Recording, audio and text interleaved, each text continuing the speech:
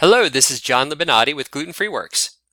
This video will show you how to use the dictionary on the Gluten Free Works Treatment Guide. Many of the terms in the Gluten Free Works Treatment Guide are medical in nature. This can sometimes be confusing. We provide an extensive dictionary so that if you find terms that you do not understand, you can easily look up their definitions.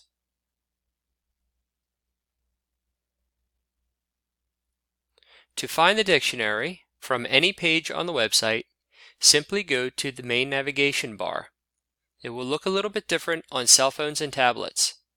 Under the main navigation bar, you will see Dictionary. Click the link. An index of all the dictionary terms will appear. You can jump by alphabetical, or you can just scroll down until you find what you're looking for. For example, anxiety, chronic maladaptive.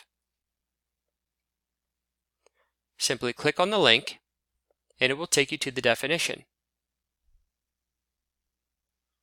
And that is how you use the dictionary on the Gluten Free Works Treatment Guide.